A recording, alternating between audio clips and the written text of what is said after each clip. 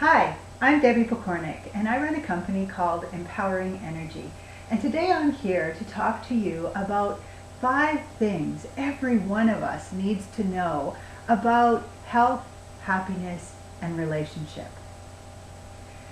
My company, Empowering Energy, focuses on helping busy moms with a hectic home life transform their relationships so that they can feel re-energized and fall back in love with their life. What I want you to understand is that when I'm talking about relationship, I'm not just talking about your love interests or how you get along with your neighbor or your kids. I'm also talking about the very biggest, most important relationship that you can have, which is the one that you have with yourself. So the first thing that I want you to understand about relationships is that your relationship with yourself is of critical importance. In fact, it is your priority. We talk about this as self-awareness. We also often will say it's about emotional intelligence. There's many different ways that you can look at this relationship. But what I want you to understand is that how well you know yourself, how tuned in you are to, say, your body's messages, your own intuition, all of those kinds of pieces, what it feels like when you're starting to lose self-control. Those things are critical, more critical than any other relationship that you have. This is where your power resides, is in understanding and connecting to yourself. So when I talk about relationship, I'm not just talking about your outside relationships, although those are pretty important as well. But I want you first to understand that the primary relationship, the one that's going to have the biggest impact on absolutely everything you do in life, is going to be your relationship with yourself. You are your number one priority. Making changes is going to start with you. And that is true whether you're dealing with your child, with your neighbor, with your dog, with your colleague, with your boss. It doesn't matter. Your relationship with you is of critical importance.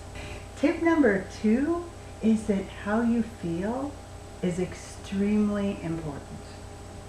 Now let me explain what I mean here. All living things are made up of energy. We've heard that before. It's not new to us. But sometimes we forget that we are energetic beings. So we actually vibrate at a certain frequency. I like to talk about this as a radio station. If you want to get in a certain radio station, you have to tune in to their frequency. And so when you understand that and realize that you vibrate at a certain frequency, then you can start to realize that you are putting out this energy, and it's going out into the universe and collecting other similar energies and bringing that back to you. So where this becomes important, well, it's important in a lot of ways, but one of the really significant ways that it becomes important is when we are having a bad day, when we're feeling really negative. I mean, imagine that you get up in the morning and maybe you burn whatever you're making for breakfast, the porridge, the toast, it doesn't matter, maybe you spill the milk. And so you're a little bit late getting out the door. And then your child, if you have one, is, dilly-dally and can't find their shoes, doesn't have their backpack ready or their homework together or whatever. So now you're going to be late and you're getting more and more frustrated. And you get in the car and you get to work finally and you look out and it looks like it might rain. It's not raining right now, but it looks like it might. The umbrella is right in the back, but you're late. So you jump out of the car and you start to hurry into the building and the skies open up and down comes this rain. And now you're soaked and you're frustrated and you're angry and you want somebody to blame. You want somebody, not necessarily to kick, but figuratively to kick, because that's how you're feeling. Now, some people are able to deal with that, get into work, laugh it off, tell a friend about it, and move on. But if you're not able to do that, you often will instead start to dwell. What a crappy day. It's just, I'm not having fun. Why is this happening to me? And you start to bring your vibration permanently down to that level. Now what happens is, as you get into this negative state, you're putting out that negative vibe. It's attracting other things of a negative vibe or of a similar vibe, which we have to assume is negative, and it's bringing them back to you. Now, it takes a bit of time before things start coming back to you. But if you remain at that level, if you continue to maybe vent about it, you go into a meeting and maybe you stub your toe on the way past your desk, or you get there and you realize you forgot the papers that you have to have, or somebody didn't do what they were supposed to do, and so you're just getting deeper and deeper into this pit of anger, frustration, and all the pieces that go with that, then you're still staying down at this lower level of vibrating energy. And so now when these things start coming back, you're there. You're tuned in. Your radio station is on that level. And so you are there to receive the negative energy that your vibration has gone out and collected. So when you understand this, and when you know that your vibrational frequency goes up when you feel positive states, especially love. Love and compassion, gratitude are the three states that will raise your vibrational energy more than anything else.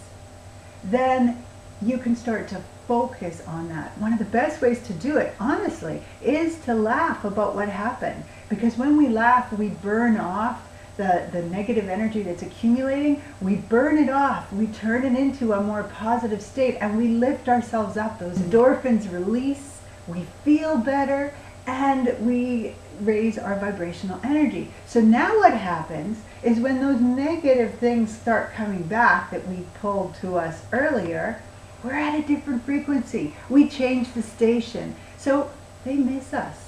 They go zooming on by and catch the guy at the desk behind you who's still in that negative state.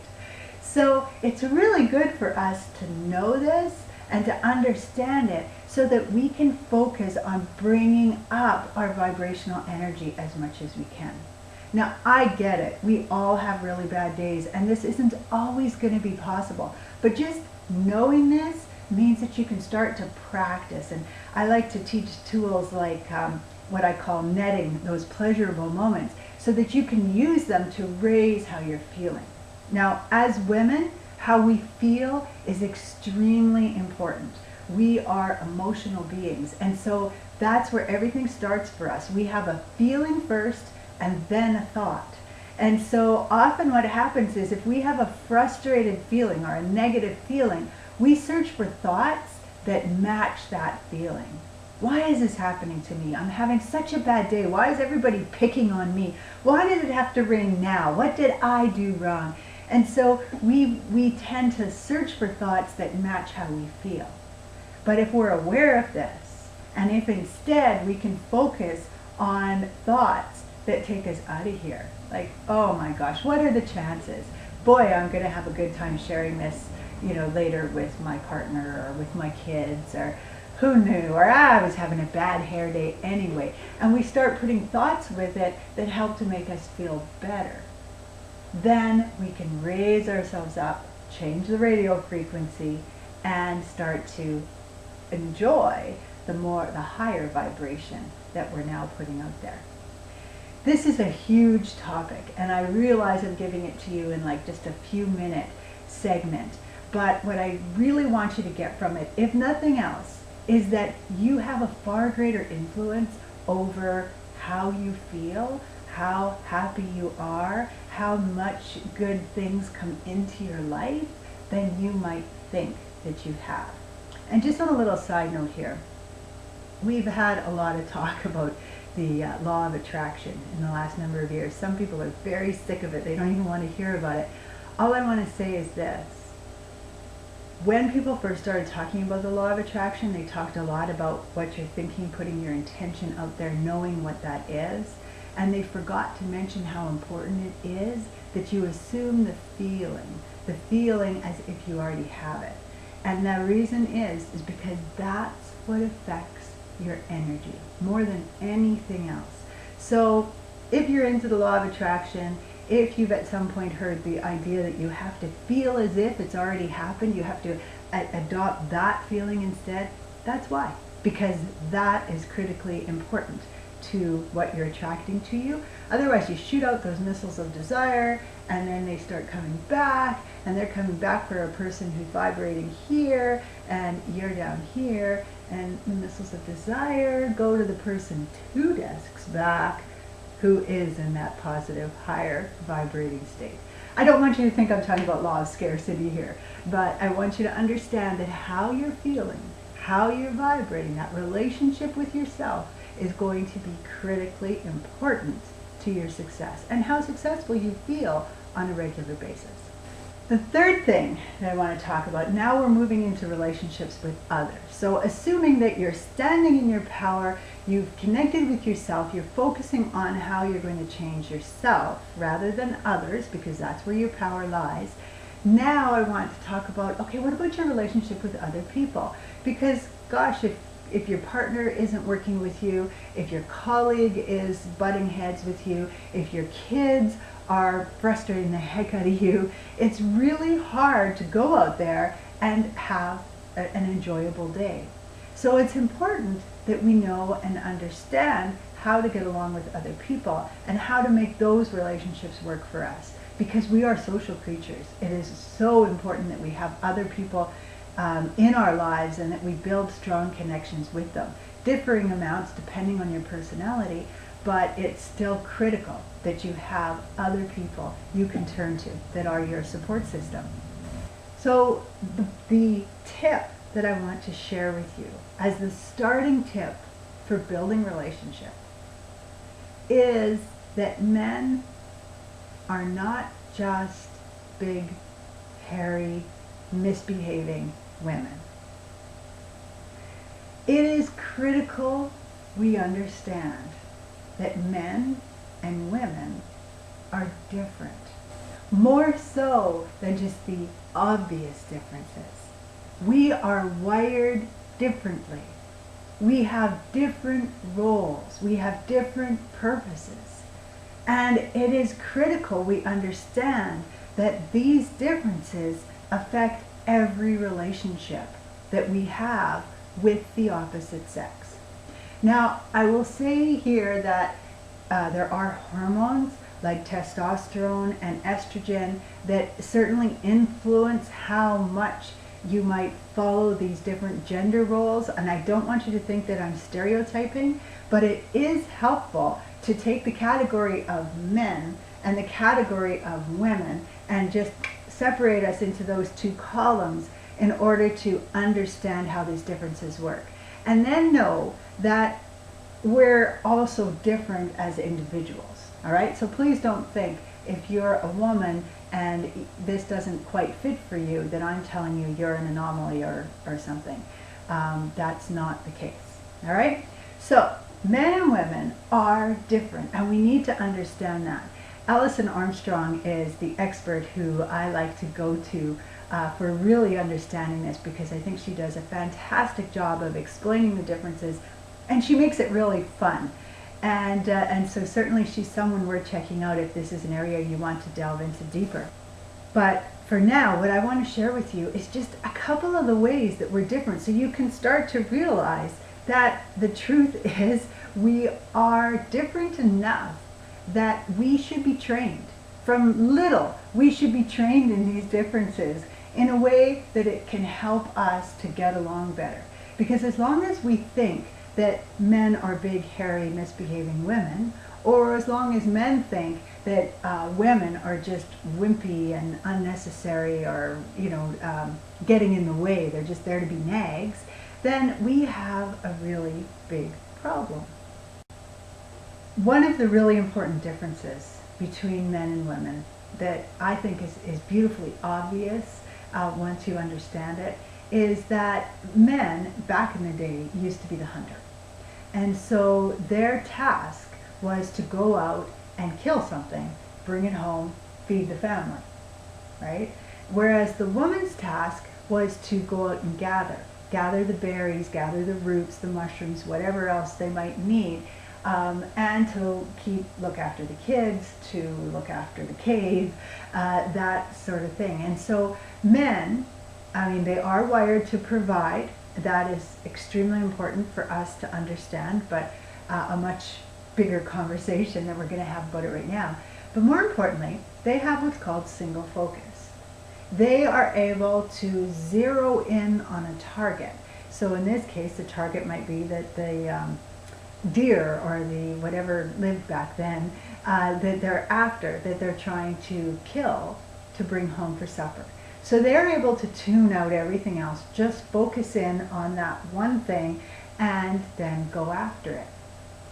That's single focus, which means that if they're focused on one thing, you're going to be very hard pressed to get them to shift their focus to something else. It's going to have to really come in a forceful way for them to actually hear it, get it. Women, on the other hand, have this diffuse awareness. We would go out in to gather, and we would notice that, you know, there's berries over there that are going to be ready in about a week. There's mushrooms that are ready now. The tubers are pretty much done. We got to remember that back there is the patch that has the poisonous things that we better steer clear of and keep the kids away from. And we notice all these kinds of things. So today what that means, let's imagine that the man comes home and he's been working, right? Let's just, for the fun of this conversation, let's say he went out, he worked all day, that's him providing for his family. Now he comes home, he has supper, he finishes supper, he moves to the couch, and he sits down, maybe picks up the remote control, and settles in to do nothing. Now the wife, on the other hand, still in today's world perhaps, she too was out working, but she got home half an hour before he did. So she picked up the kids, got them settled, and started making supper. He gets home, they eat supper, he gets up and leaves. She's left doing the dishes, the kids getting them started on their homework if they're that age, or, you know, keeping them busy if they're younger. And she's starting to feel a little bit frustrated because why can't he help out? You see, for women, doing nothing means we have nothing to do. And this is very different from doing nothing for the sake of doing nothing, conserving energy. So to the woman, the only way he would go and sit on the couch is if he thinks there's nothing to do. But there's this big long to-do list. The kids need their baths, they have to finish their homework, they need their bags packed for tomorrow, there's a load of laundry that has to be done, they're doing dishes, you know, there's all these things. How could he possibly think there's nothing to do? Now, add to that this diffuse awareness. The woman walks into the room where hubby is sitting. And what does she see? Well, the first thing she notices is his socks that he's just peeled off and thrown onto the floor. Not a huge deal in the big scheme of things, except that she knows. She knows those socks are going to be left there, that she'll be picking them up tomorrow if she doesn't say anything about them tonight. Because that cup that's sitting on the table right beside his feet, you know, where he's stretched out, that cup has been there for 3 days. She's left it there to see when he would put it away.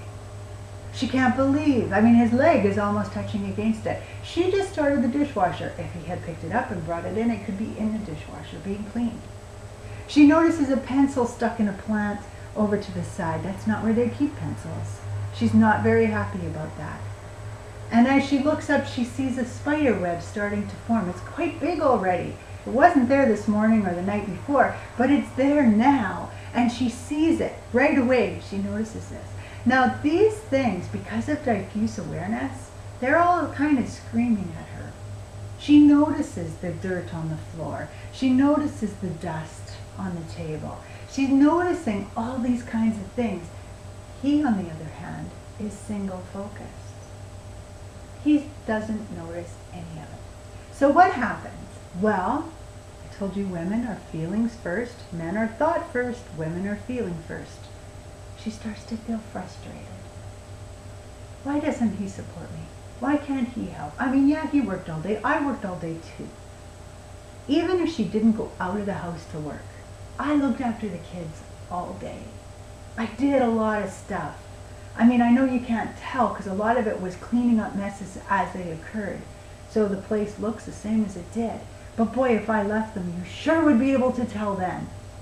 So she's frustrated and she walks over and she picks up the socks and she says, "Kate, are you just going to leave these here? Because I'm tired of picking them up every day."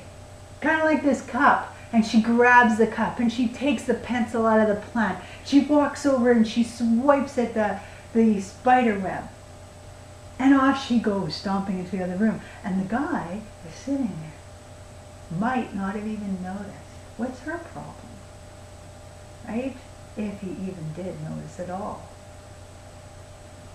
And so we get this dichotomy of roles where, she's thinking that he is misbehaving, and he's sitting there thinking, I wonder what's up with that.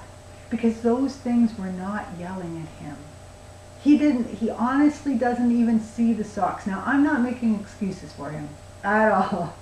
But I am saying that when we understand there's a difference between how men see things and how women see things, it can make a huge difference in our relationship. Not just with our significant other, but with our colleagues, with our boss, with our employees, with our kids, with our little boys, with our neighbors, with our dads, with our brothers. It makes a huge difference when you really understand what are some of those differences between men and between women, and how do we work through those so that we can just really enjoy each other fully and completely in whatever relationship we happen to have with the opposite sex.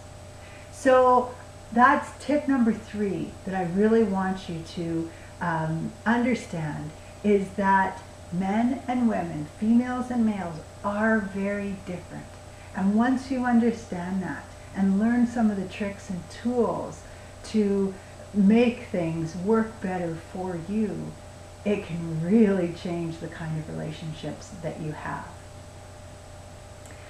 The 4th thing that I want to talk about is the divine feminine versus the divine masculine. Now, this might sound like the same conversation, but here I'm talking about divine energies. This is something bigger than us. It's not a gender thing, but we categorize them as the divine feminine to understand those feminine qualities that we all have. Men and women have these qualities. Tap into this energy. And then we have the masculine qualities. We all have both of these, and it's critical that they are balanced. If you're familiar with the yin and yang symbol, and you know how the two of them kind of fold into each other, where one is kind of a ball with a tail on it on one side, and the other one is a ball with a tail the other side. So together they make a perfect circle. And you need both of those pieces in equal amounts for yin and yang to work. And so to be balanced, we have to be aware of the feminine energy and the masculine energy. And what has happened is, in the last number of years, we have really tuned in to the masculine energy because it was what was needed to make things happen. It's very much about processes, about linear thinking, about having a goal and reaching a goal and making things happen, about being able to provide, about knowing how to single in, to focus in on this single task. So you can see how it brings some of those gender pieces in here as well. But that's that masculine energy. Unfortunately, one of the qualities of women is that we're very adaptable, because we needed to be adaptable. If the guy didn't come back to us and bring us food, we would die, our kids would die, we would starve. So we learned how to adapt, to accommodate, so that we're likable. That's a feminine quality. And so in the last number of years, we've let go of a lot of the feminine energy and adopted a lot of those masculine energy qualities in an effort to be able to achieve, to do everything they could do. You know, anything he can do, I can do better, that kind of thinking. And as a result, we've taken a lot of the feminine, the divine feminine, and said, yeah, those are wishy-washy. They're the fluffy, you know, things, we don't need them. And put them aside as if they're not important. But then you get the part, the yin and the yang, you get this yang rowing, taking over the circle. You end up losing a very important piece. You're no longer balanced. And so we need to understand that there are huge differences, because it's time for us to reconnect with that feminine and to bring it back in so that we can be strengthened, all of us as individuals, and really start to rebalance how how we're using these energies, because that will make a huge difference in how successful we are as a population. So the divine feminine is a lot of certainly the nurturing piece, but creativity is feminine. Okay, it's a feminine energy to be creative. So you can see how men have this as well. It's not, certainly not restricted to just women. It's a divine energy that all of us can take in. Besides that, there's also the ability to collaborate. Okay? Men tend to be about competition, and that divine masculine energy does have some healthy competition. But what's happened is a lot of men have been disconnected from their male masculine parts. They've been taught, you know what, it's bad for you to be too aggressive. It's bad for you to fight for what you want. It's bad for you to be so strong about certain things. And so men have been confused as well. And so they've let go of some of their really strong, beautiful masculine energies and let their ego take over. And the ego is that part of ourselves, of course, that wants to blame, and that you know, is revengeful and is jealous, and ties into that law of scarcity, believes in the law of scarcity, and you know, wants to be right and push their way of thinking. And so we end up with a lot of masculine energy going into supporting the ego, which is a skewed way. It's a distorted masculine is what it's called. So that causes problems for the men. And then for the women, we're disconnected from our life source, from that divine feminine energy, that ability to flow, that non-linear thinking, that ability to be creative, to collaborate with others. We dove right into the whole idea of competition, and so we focus our energy on being the best, being number one, visualizing what we want, making it happen, and none of that feeds us. The divine feminine feeds on pleasure, and we need that pleasure. Both men and women need that pleasure. So again, this is a huge topic that I know can be too much to take in a short video, but I just want you to understand that that divine feminine is extremely important. And one of the other things that divine feminine is about is that ability to receive, whether it be receiving financially, whether it be receiving good health, whether it be receiving love, whether it be just receiving help from others. That's part of the divine feminine too. So this is a really important category for us to start to understand. And we don't want to blame anybody else. We don't want to get all defensive and start saying, oh, I'm proud of who I am, and allow that ego to take over. We just want to open our minds up to what is this all about, and why is it important that I know about it?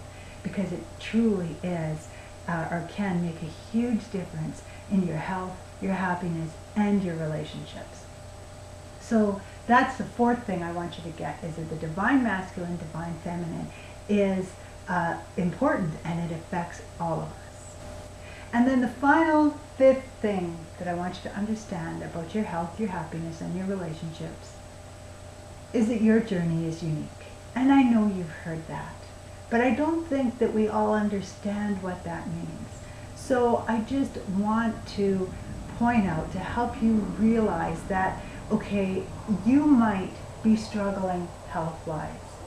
You know, for example, our hormones are such an important part of who we are as humans. But how much do we learn about our hormones? How much are we actually taught? Very little, which is one of the reasons that I've been studying under Dr. Sarah Gottfried to become trained in the hormone cure and to help women rebalance their hormones, because, you know, if you are out of whack, if your hormones are all messed up, and let's say you're super estrogen dominant or whatever, your cortisol is kicking in and you're burning out your adrenals and you're getting this muffin top that just won't go away no matter how hard you work. That's all hormone related. But it also affects how well you can take in those things that I've been talking about. How open you can be to the idea of embracing your feminine energy, of understanding who you are as a woman and understanding who they are as men, of tuning in to your own vibrational energy and really working to understand yourself and to become self-aware. All those things are going to be affected by your hormones. So your journey is unique. Hormones might be a part of your journey. That might be a starting point for you. For others, the starting point might be dealing with their kids who are not listening to them. You know, they are frustrating because they're wonderful, beautiful kids. They've got so much on the go, and yet they're fighting with their kids all the time, and they're struggling, and it's making their life so much harder than it needs to be. So that might be a part of your journey that you want to focus on. For still another, it might be their leadership skills, getting out there in the workplace and doing, you know, being who they truly are as a leader. Or maybe they're not a leader. Would that be okay? You bet. Not everyone is going to be a leader. That's okay, providing you're allowed to be authentic, to be truly you, and to feel good about who you are in the role that you're in.